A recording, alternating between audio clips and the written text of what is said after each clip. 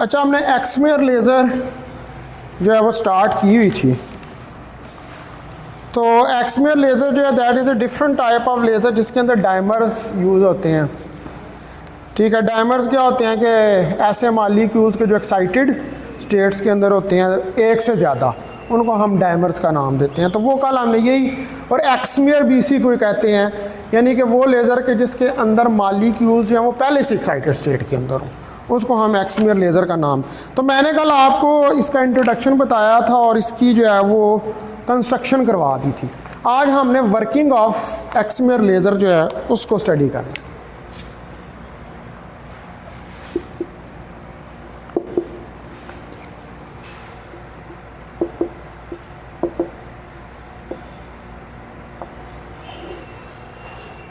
कि एक्समेयर लेज़र जो है वो किस तरह काम करती है, और फिर उसके बाद हम देखेंगे इसकी applications.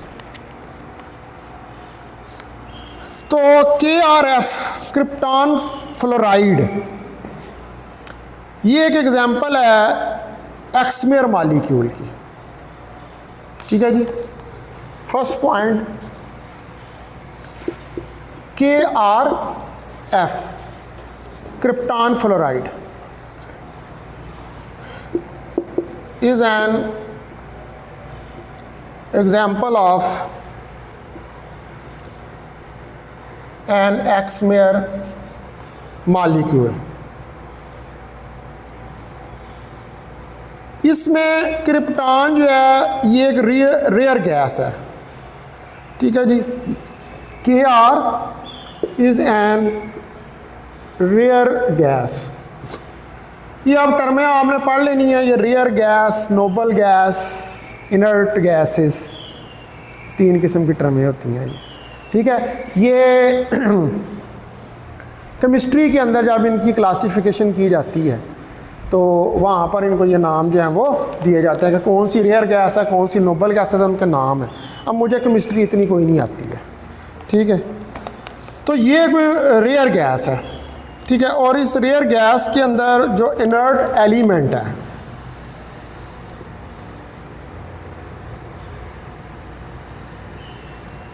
N inert element does not uniformly form molecule because its outer shell, क्योंकि इसका जो आउटर शेल है of electrons is completely full.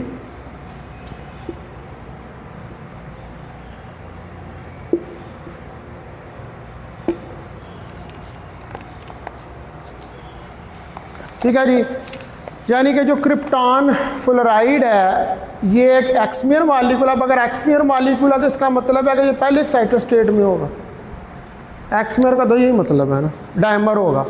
तो इसके अंदर जो इनर्ट एलिमेंट है does not uniformly form A molecule, ये इसलिए मॉलिक्यूल नहीं कहता क्योंकि इलेक्ट्रॉन्स पहले ही वो फिल होता है बार वाला यानी कि जो वैलेंस शेल है वो पहले ही कंप्लीटली फिल है। तो मॉलिक्यूल बनाने के लिए तो आपको बॉन्डिंग चाहिए ना एटम्स के दरमियान में। ठीक है, मॉलिक्यूल्स कैसे बनते हैं? जब बॉन्डिंग होती है, आयनिक बॉन्ड होता है, कोवलेंट बॉन्ड होता है, मुख्तलिफ बॉन्डिंग्स होती हैं। ये इसके अंदर आती है सॉलिड स्टेट में शायद आती है बॉन्डिंग्स होती हैं, और फिर आगे जब जाके जब मटेरियल साइंस पढ़ते हैं तो उसके अंदर भी आती हैं। बहरहाल ये चूँकि पहली फुल है तो इसने क्या आगे से बॉन्ड बनाना है। अब कोवलेंट कहाँ बॉन्ड कब बनता है? जब शेयरिंग होती है इलेक्ट्रॉन्स की आपस में। ठीक है, तो तब कोवलेंट बॉन्ड जो है वो बनता है। नॉर्मली जो है क्लोजर टू क्रिप्टॉन और fluorine atom get to each other, ये एक दूसरे के करीब आते हैं।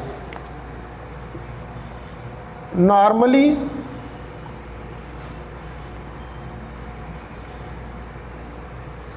अब ये जो एटम्स हैं आपके पास, the closer K R and a F atom, जितना ये क्लोजर होते हैं क्रिप्टॉन और एफ के atom get to each other, एक दूसरे के करीब, the harder they push each other away, the harder they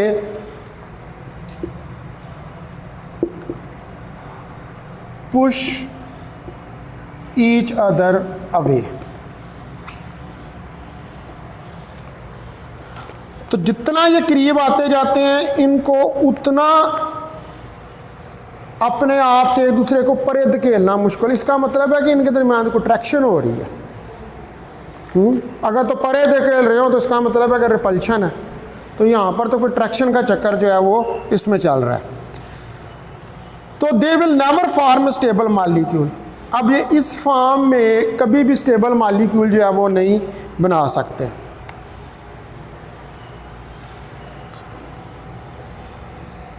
they will never form a stable molecule. तो इस फॉर्म में तो ये कभी भी स्टेबल मॉलिक्यूल नहीं बना सकते। लेकिन अगर हम ये सपोज करें कि क्रिप्टॉन एटम जो है, Kr एटम जो है वो ऑब्जॉर्व करता है energy from the electrons in the electric discharge of the laser and enters A excited state. Energy को ऑब्जॉर्व करता है, एनर्जी को ऑब्जॉर्व करने जाहिर बात ऑब्जॉर्व करेगा तो उठ के एक्साइटेड स्टेट के अंदर जो है वो चला जाएगा। तो पॉइंट नंबर 2 है इसका कि अगर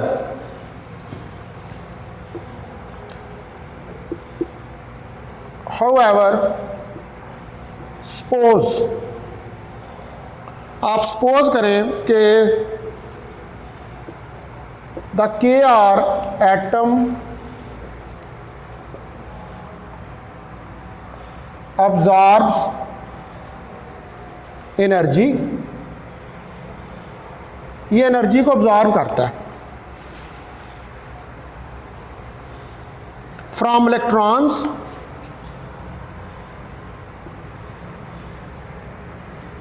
इन इलेक्ट्रिक डिस्चार्ज। इलेक्ट्रिक डिस्चार्ज के अंदर of the laser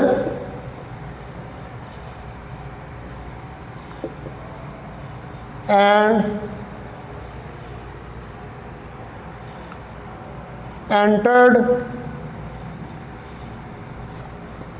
in an excited state, और एक्साइटेड स्टेट के अंदर एंटर हो जाता है।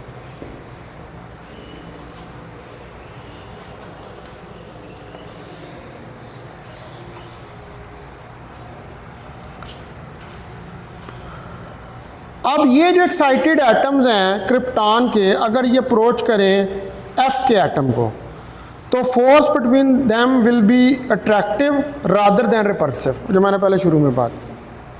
तो ये एक्साइटेड एटम क्या करते हैं, क्रिप्टॉन के एफ के पास जाते हैं और इन चूंकि इनको पुश करना हार्डर एक दूसरे से वे है, तो इनका मतलब है, इसका मतलब है कि इनके दरमियान में फोर्स ऑफ अट्रैक्शन जो है वो मौजूद है। ठीक है, तो if that Kr excited atom, अगर ये Kr का एक्साइटेड एटम जो है अप्रोचेस F एटम, वो F एटम को अप्रोच करता है, तो the force between them, the force between them will be attractive। तो इनके दरमियान में जो फोर्स होगी वो क्या होगी, अट्रैक्टिव होगी rather than repulsive।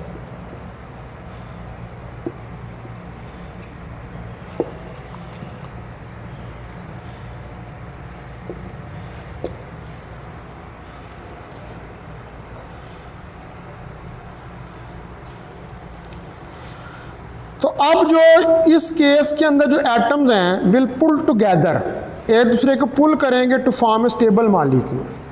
ठीक है, the atoms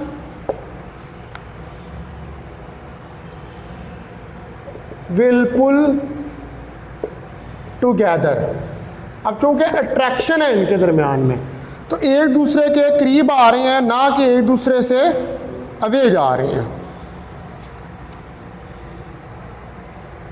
to form a stable molecule.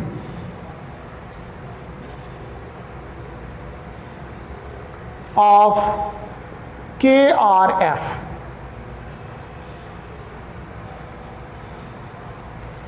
in an excited state। तो मतलब ये हुआ कि जब मॉलिक्यूल्स के अंदर एटम्स एक्साइटेड स्टेट में नहीं थे तो उस वक्त स्टेबल मॉलिक्यूल नहीं माना था। पहला पॉइंट यही लिखा ना मैंने, ठीक है। उसके बाद क्या किया आपने, एक्साइट किया किसको, KR के एटम्स को, उनको एक्साइट किया, वो करीब आए। फिर वो जब करीब आए तो उनमें इंट्रैक्शन बढ़ी, अट्रैक्शन जब बढ़ी तो बढ़ने के बाद उन्होंने KRF का मॉलिक्यूल बना दिया।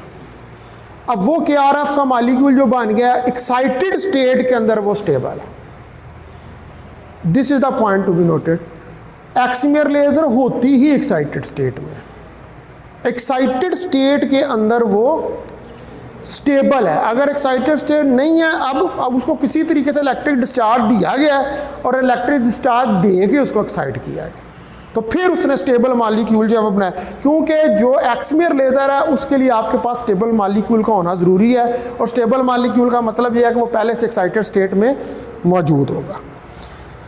ठीक है, तो इन अदर वर्ड आप ये कह सकते हैं कि जो एक्स्ट्रा एनर्जी है in the excited krypton atom will be use to make an excited state of excimer molecule. उसको क्रिप्टॉन के मॉलिक्यूल को आपने एक्स्ट्रा एनर्जी जो है वो प्रोवाइड की है।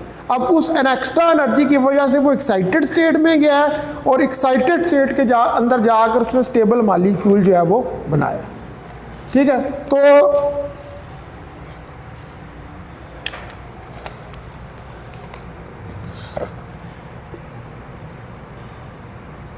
in other words,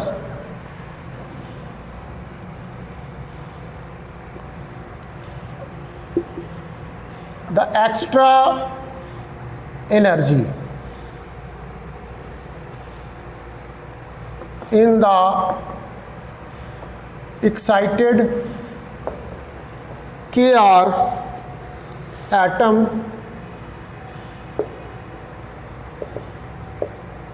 will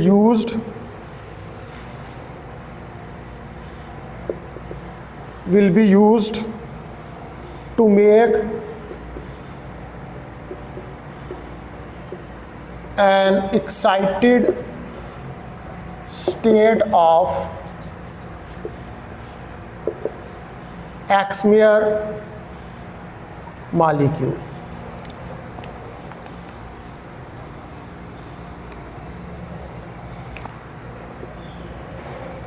above the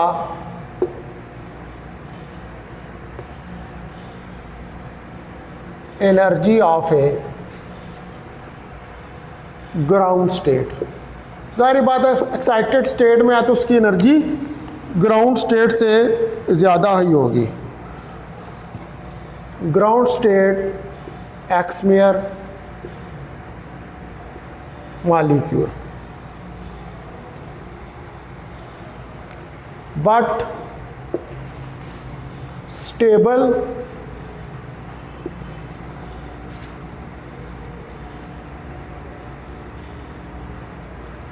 relative to atoms excited state।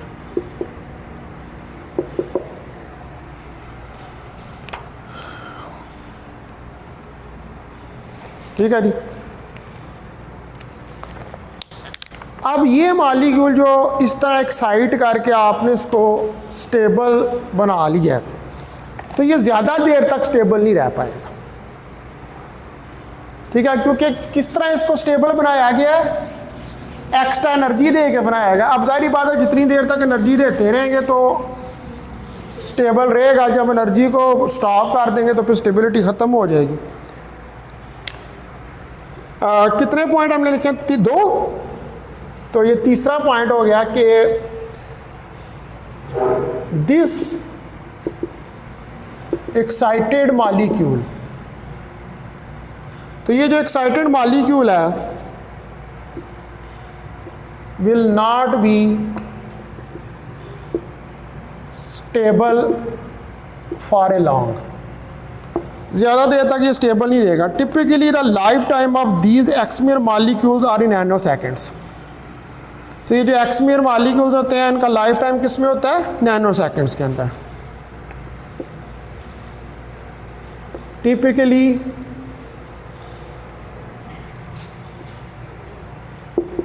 The life time of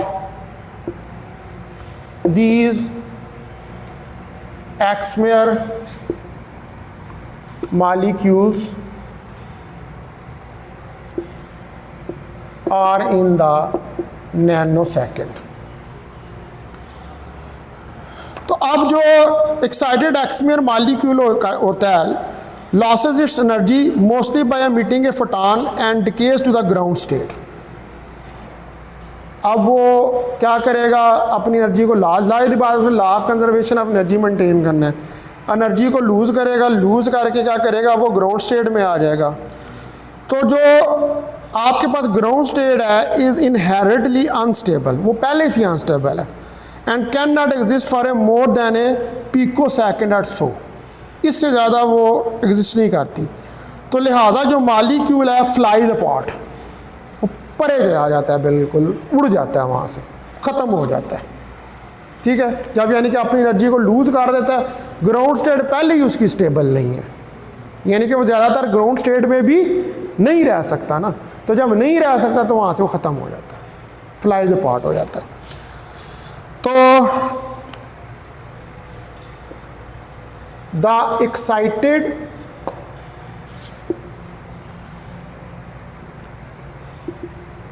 excimer molecule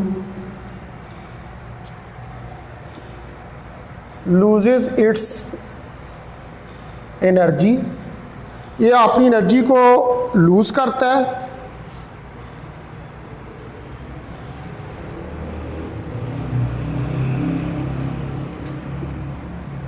mostly by emitting photon. ज़ाहिर बात है फोटॉन की फॉर्म में एनर्जी निकालेगा and decays to the ground state, और क्या करेगा? ग्राउंड स्टेट में डिके जो है वो कर जाएगा। However because the ground state inherently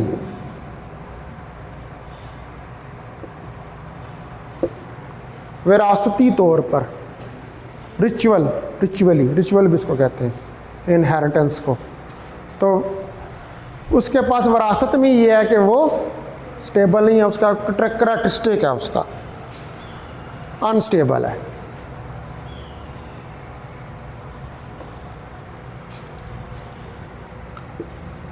and can not exist for more than a pico second. तो पिको सेकेंड से ज़्यादा नहीं रह सकता, ठीक है जी। अब क्या हुआ, नहीं रह सकता, तो फिर बेचारा मालिक्यूल का तो बेड़ा गर्क हो गया ना। तो आरसो, तो मालिक्यूल जो है, फिर द मालिक्यूल फ्लाइज अपार्ट।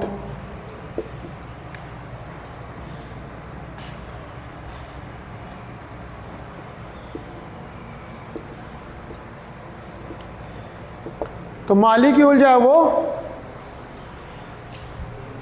उड़ जाएगा, ख़त्म हो जाएगा, बेचारे का बेड़ा गर्क हो जाएगा। तो ये जो अब हमारे पास प्रॉपर्टी है लोअर लेवल डिसोसिएशन की, provide a simple means to have a population inversion and essential requirement for laser gain. तो लेज़र गेन यानी कि आपको किस वक्त मिलना है, जिस वक्त आपने एक्साइट करना है। एक्साइट करना है तो उसकी ऊपर वाले लेवल में बढ़ेंगे एटम, तो आपको पॉपुलेशन इन्वर्जन मिलेगी। पॉपुलेशन इन्वर्जन मिलेगी तो लेजिंग जो है वो अकर करेगी है। ठीक है, तो this property of lower level, जो लोअर लेवल की डिसोसिएशन है,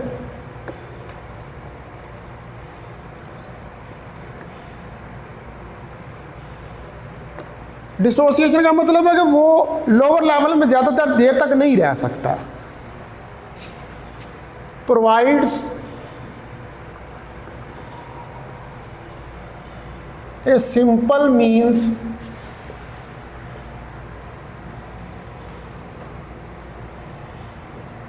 to have a population inversion.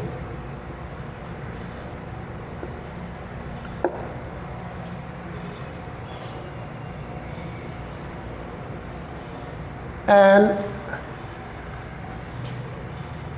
essential requirement for laser gain, जो कि लेज़र गेन के लिए आपकी एक रिक्वायरमेंट है। तो ये अभी जो सारा हमने पीछे बयान किया है, ये बेसिकली क्या है, this is the basic mechanism of excimer laser.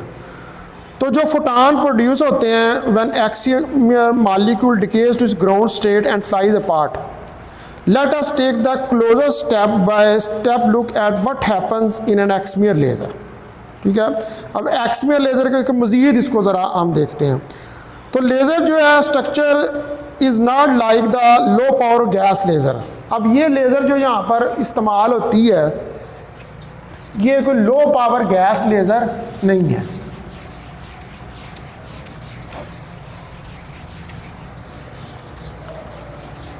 अब आपको यहाँ तक ये तो समझ आ गई है ना कि भाई किस तरह लेज़र बनती है इसके अंदर। ठीक है, तो इसका फोर्थ पॉइंट है, अब ये जो आपके पास स्ट्रक्चर है,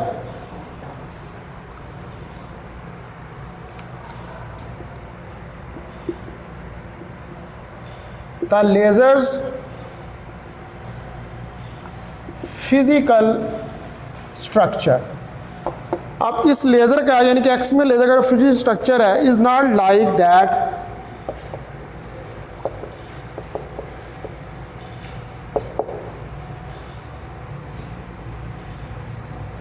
of low power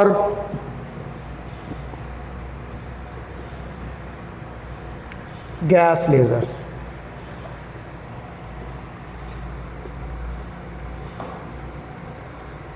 But it is like a very high power carbon dioxide laser. अब ज़ाहिर बात है, वो बना या आप एक्साइटेड स्टेट में रहे हैं तो आपको तो लो पावर पे तो नहीं बनेगी ना, वो तो कार्बन डाइऑक्साइड की तरह हाई पावर के ऊपर जो है वो फार्म होगी।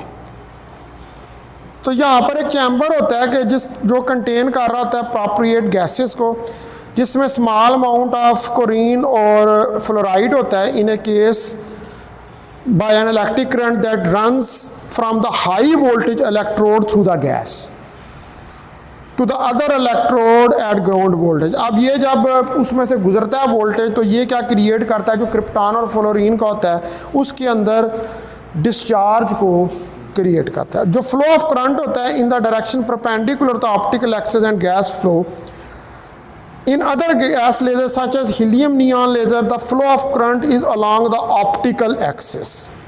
जो भी और बाकी गैसेस होती हैं उनमें फ्लो ऑफ इलेक्ट्रॉन जो होता है, फ्लो ऑफ करंट जो होता है वो ऑप्टिकल एक्सिस के अलॉन्ग होता है। तो अब इसके अंदर क्या है कि देयर इज ए चैम्बर, आपके पास एक चैम्बर है, देयर इज ए चैम्बर या ट्यूब है जो भी वैक्यूम वो जो कल जो बनाई थी, there is a chamber containing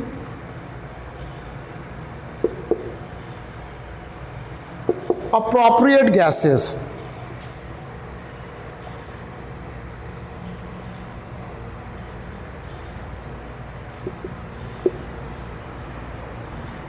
जिसके अंदर अप्रोप्रिएट गैसेस होती हैं, जैसे कि small amount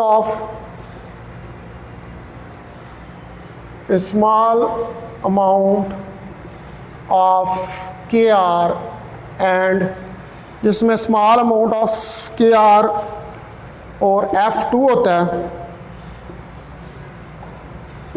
in the case of KRF laser.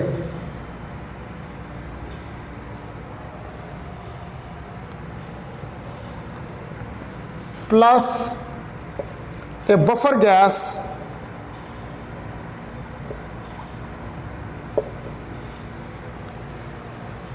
such as helium or neon।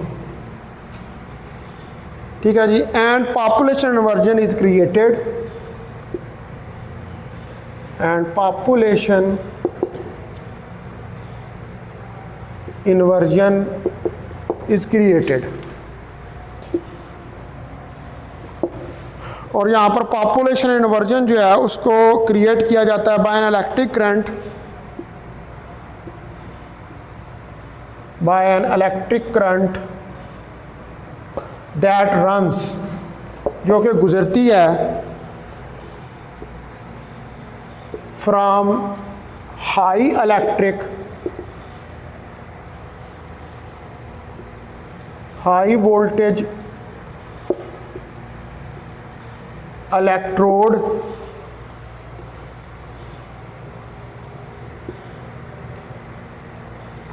through the gas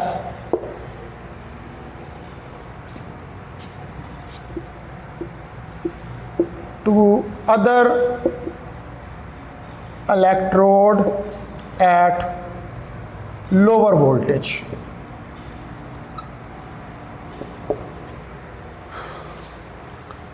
ठीक है जी। हायर से उस चैम्बर के अंदर जिसके अंदर आपके पास पड़ी हुई हैं गैसेस उनमें से गुजरती है हायर से लोअर वोल्टेज की तरफ। तो जो फ्लो ऑफ करंट है is in the direction perpendicular to optical axis. The flow of current is in the direction, ये जो फ्लो ऑफ करंट है ये डायरेक्शन में है perpendicular to the optical axis and gas flow और gas flow के।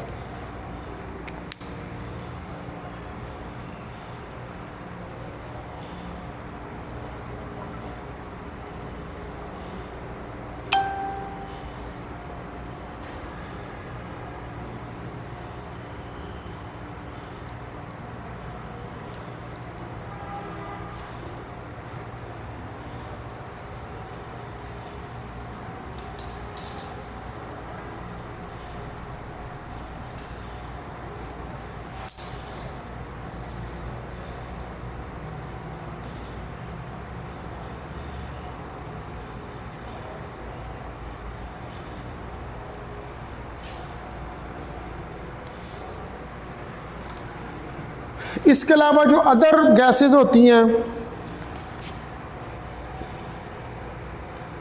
इन other gas lasers such as helium, neon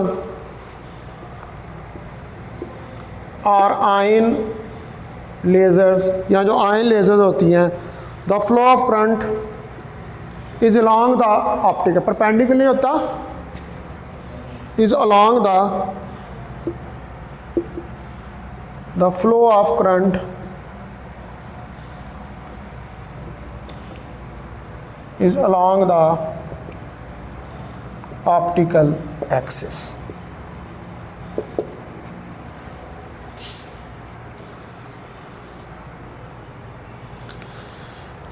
अब ये साइकिल बिगन्स होता है when electron collides with the ground state krypton atom, the electron can excite the krypton to excited state और if it has enough energy. अब वो उसे टकराएगा के उसको एक्साइट करेगा, तब भी एक्साइट करेगा जब उसके पास इतनी एनर्जी होगी कि वो क्रिप्टॉन के एटम को एक्साइट कर सके। ठीक है, तो जो इस केस के अंदर जब एक्साइट करेगा क्रिप्टॉन को एक्साइटेड स्टेट में, it has enough energy, it can break an electron off the krypton creating a krypton ion. अब क्रिप्टॉन आयन कब बनेगा कि जब उसको आपने एनर्जी दी है और उसके अंदर से इलेक्ट्रॉन बाहर निकल जाए, यानी कि आयोनाइजेशन हो जाए। आयन कब बनता है? जब एटम में से इलेक्ट्रॉन जो है वो बाहर निकल जाता है। तो आप जब ये बाहर निकल जाता है तो इनको 5वें नंबर पर ये जो दो रिएक्शंस हैं, these two reactions can be written as, इनको आप राइट कर सकते हैं। अब इलेक्ट्रॉन आया, के आर से टकराया, टकराने के बाद उसने क्रिप्टॉन को एक्साइट किया और एक इलेक्ट्रॉन निकला।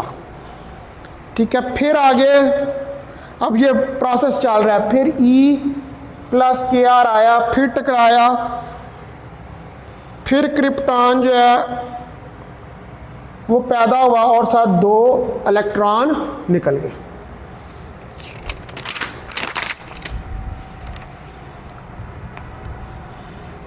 अब इसी केस के अंदर यहां पर ये इलेक्ट्रॉन तो किन से टकरा रहे हैं? ये क्रिप्टॉन के एटम से। अब कुछ इलेक्ट्रॉन जो है वो क्लाइड करेंगे F2 मॉलिक्यूल के साथ भी यहीं पर। In addition some electrons collide with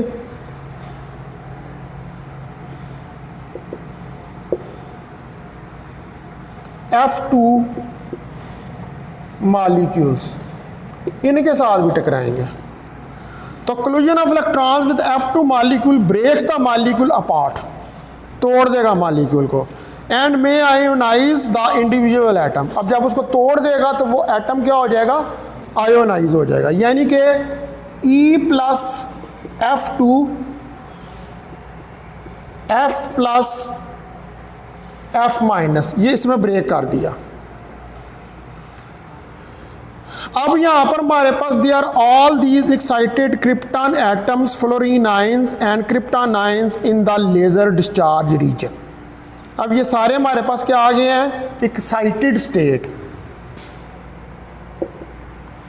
excited state हमारे पास आ गए हैं क्रिप्टॉन एटम्स, ये एक्साइटेड स्टेट में है। क्रिप्टॉन एटम्स, फ्लोरीन आयंस और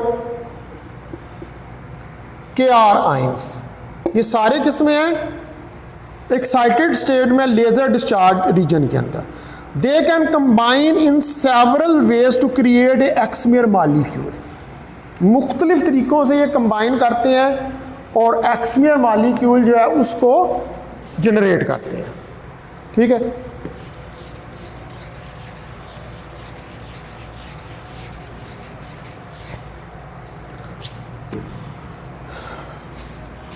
तो अब ये कैसे करते हैं कंबाइन, देखें के आर प्लस एफ माइनस, तो ये जाएगा हमारे पास K R F star plus 2 KR star plus F2 to 2KRF star.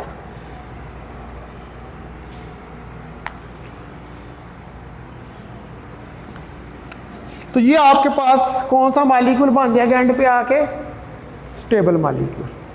ठीक है, तो जो एक्समियर लेज़र है इसके अंदर जो ज़्यादा आसान चीज़ है वो ये है कि पॉपुलेशन इन्वर्जन को क्रिएट करना आसान है, उसकी वजह कि वो पहले एक्साइटेड स्टेट के अंदर होता है। ठीक है, तो there is no ground state, so single excimer molecule correspond to the condition of population inversion. चूँकि यहाँ पर कोई ग्राउंड स्टेट नहीं होती, सिर्फ एक्साइटेड स्टेट ही होती है, इसलिए पॉपुलेशन इन्वर्जन जो है उसको क्रिएट करना आसान है। ठीक है जी, उसके बाद आ जाए 6th पॉइंट जो है आपका, it is easy to create population inversion in excimer lasers. तो आसान है कि आप पॉपुलेशन इन्वर्जन जो एक्समियर लेजर में क्रिएट कर सकें। There is no ground state, को तो ग्राउंड स्टेट तो क्या होती है, वो ख़त्म हो जाती है और उसके बाद मॉलिक्यूल उड़ जाता है, फ्लाई हो जाता है, ख़त्म हो जाता है। So single excimer molecule, so single excimer molecule, तो जो सिंगल एक्समियर मॉलिक्यूल है correspond to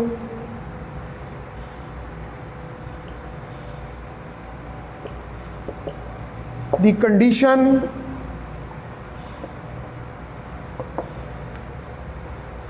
of population inversion। तो ये कॉरस्पॉन्ड करता है किसको, कंडीशन ऑफ पॉपुलेशन इन्वर्जन को। तो यहाँ पर जो है हमारे पास फिर जो रेजोनेटर्स आपने लगाए होते हैं उनके अंदर जब एक्समियर लेज़र होती है तो बड़ी आसानी से वहाँ पर पॉपुलेशन इन्वर्जन क्रिएट हो जाता है। तो हमारे पास जो है वो इनफ गेन होता है to overcome the resonators round trip losses. अब सारी बात है वो बार बार उसके अंदर वो आ रही होती है, कोलिजन्स हो रहे होते हैं और कोलिजन्स के नतीजे में लेज़र जो है प्रोड्यूस हो रही होती है, तो वो लॉसेस को भी क्या करते हैं आप, वो ओवरकम कर रहे होते हैं। और जब ये ओवरकम कर रहे होते हैं तो इसमें we need more than the inversion density caused by the excimer molecule being created. अब जाहिर बात है कि बार बार हो रहा है एक्समियर मॉलिक्यूल के अंदर, तो उसकी वजह से जो इन्वर्जन डेंसिटी है वो बढ़ती जा रही है। इन्वर्जन डेंसिटी यानी कि पर यूनिट वॉल्यूम उसके डेंसिटी, अब जब डेंसिटी उसकी बढ़नी शुरू हो जाएगी हर ट्रिप के अंदर, तो ट्रिप के लॉसेज जो हैं वो 10,000 टाइम्स मोर देन होंगे required for the other kinds of laser. 10,000 गुना ज़्यादा होते हैं एक्समियर के अलावा जो लेज़र, क्योंकि ये पहले एक्साइटेड स्टेट के अंदर होती है और बहुत ज़्यादा एक्साइटेड होती है और जल्दी पॉपुलेशन इन्वर्जन होता है। तो जितनी दफ़ा वो राउंड टिप लगा रहा होता है उसमें 10,000 times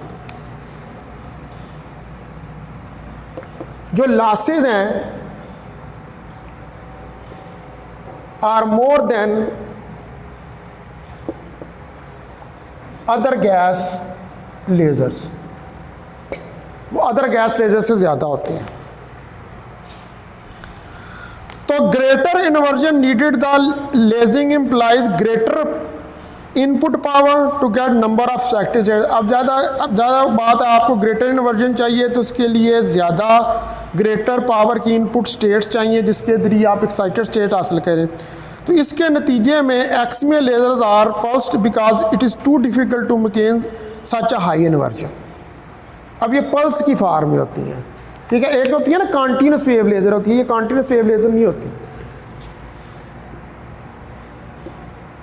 एक्समियर laser is in the form of a pulse.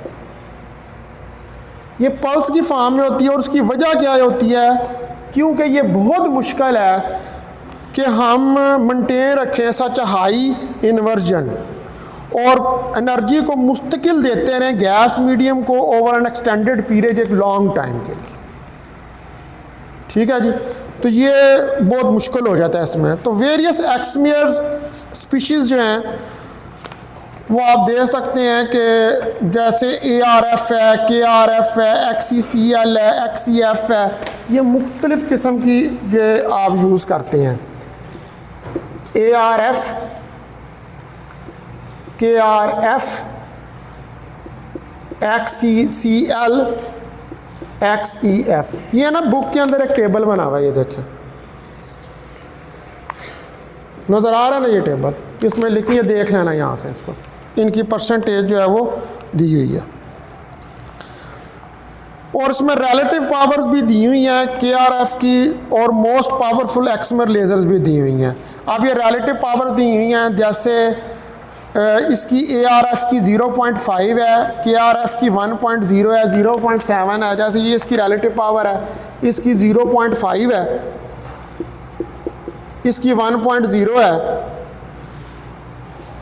इसकी 0.7 है, इसकी 0.6 है। तो ये मुख्तलिफ इनकी पावर्स जो हैं वो दी हुई हैं। तो सबसे ज़्यादा पावरफुल आउटपुट जो होती है वो KRF की होती है और अदर गैस मिक्सचर जो है जैसे XCL और popular for use in excimer laser. XCL इसको भी एक्समियर लेज़र के अंदर जो है वो यूज़ किया जाता है। अब यहाँ पर इसके सामने जो है वो वेवलेंथ्स जो हैं वो आप टेबल देखेंगे ना तो वहाँ पे वेवलेंथ्स भी दी हुई हैं। जैसे इसकी वेवलेंथ जो है वो दी हुई है 193, इसकी वेवलेंथ दी हुई है 249, इसकी वेवलेंथ दी हुई है 308 और इसकी वेवलेंथ दी हुई है 350। मतलब ये जितने मटेरियल आप यूज़ करते हैं इनकी मुख्तलिफ वेवलेंथ जो हैं वो दी हुई हैं। तो जो KRF लेज़र है इसकी आउटपुट वेवलेंथ 249 नैनोमीटर होती है which is absorb readily by air and extremely corrosive nature of fluorine. उसके अलावा जो हमारे पास ARF है इसकी हमें दी हुई है वेवलेंथ कितनी 193।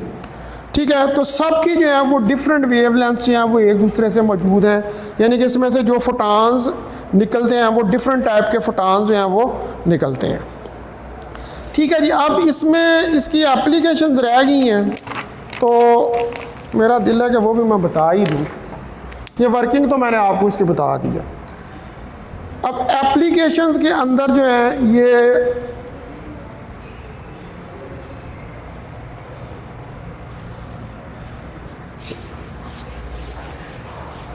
ये आपने पढ़ लेनी है, मैं सिर्फ ना आपको बता देता हूँ इसकी एप्लीकेशन।